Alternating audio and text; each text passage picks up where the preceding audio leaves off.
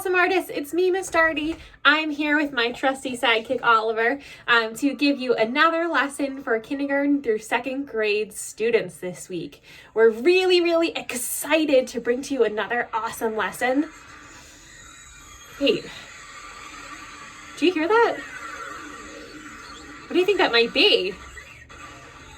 Is that robots? Today, we are going to be designing our very own robots.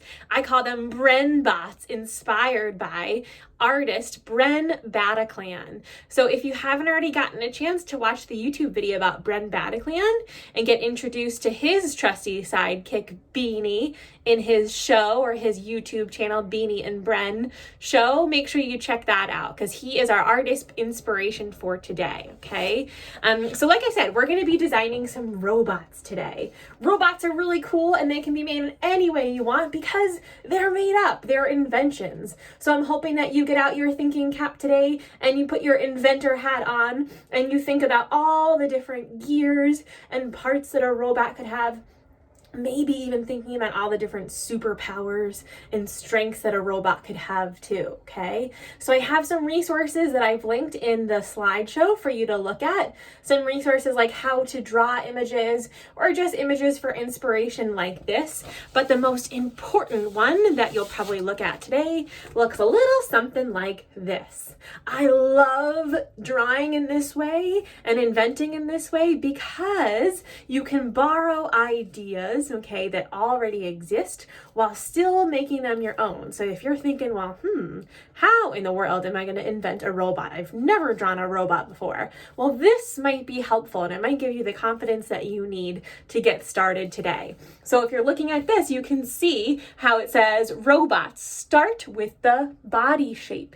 You can choose any shape you'd like. For today, I'm going to encourage you to kind of think about focusing on the upper part of the robot, similar to what a portrait might include.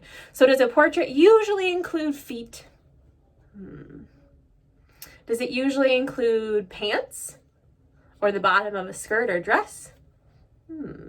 Usually a portrait includes the head, the neck, and the shoulder. So exactly how you see me right here. So sort of maybe focusing on just those parts will let you have a little bit more fun with the face of the robot and the upper half of the robot. Okay, so after you have a body shape, you can add controls, okay, gears that might allow the robot to work. You can add something on the top of the head. Kind of reminds me of how aliens have something on top of their head. You can go to the side of the head, maybe thinking about ears. The mouth of the robot, if it talks, how will it talk? The nose, the eyes, which I'm going to talk a little bit more about, arms. Maybe you don't see all of the arms unless the arms are up. That could be a choice. And then finally, legs are included on here, but you might not have enough room to include the legs. If you're deciding to do a whole body of a robot, then awesome, you can include the legs. But I'm going to focus on just the portrait. And the reason why I'm just going to focus on the portrait is because Bren Bataclan, okay, has some really cool features and details in his art that I thought might inspire you today. So as a reminder, here's a picture of Bren and his trusty sidekick Beanie. And Bren has a certain style that's very recognizable. Just like artists like Matisse and Keith Haring and Vincent van Gogh, just how they have their own style that makes them recognizable, so does Bren Bataclan. And Bren Bataclan's art oftentimes, okay, has very similar things in each one, okay? Maybe you remember some of them. So when you look at Beanie, okay, what do you notice about Beanie's eyes? Are they the same size? In the other video, we were told that Bren Bataclan often likes to make his characters have one big eye and one little eye, okay? When he makes his eyes, he usually does it in a very similar style. He draws a circle, a black circle that's smaller, and then an even smaller white circle in the middle, okay? So that's his style for his eyes. One big eye, one little eye. How about those mouths? Are they giving you a frown? Or a grumpy face?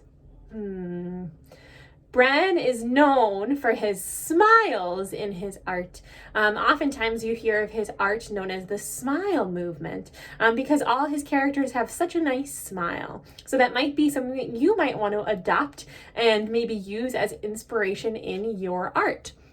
I thought I'd give you a quick little example about how I might use this sheet to help me get started. Okay, so first of all, when I think about, the head, instead of putting it towards the bottom of my paper, I'm probably going to put it towards the top somewhere, okay? And I'm going to think about a funky shape, maybe not your typical oval or circle, maybe kind of a more funky one.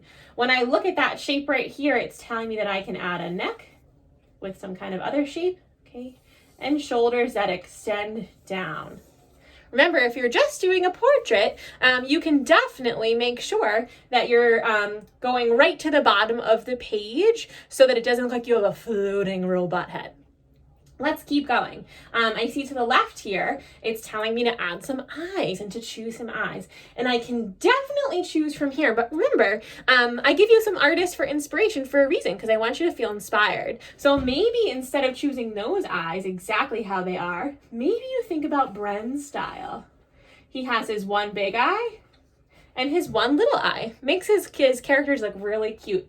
Inside the big circle, there's going to be a smaller circle that will be colored in black and an even smaller one that will be kept white, okay? So if you take a couple seconds to color those in, you should have something like this, all right?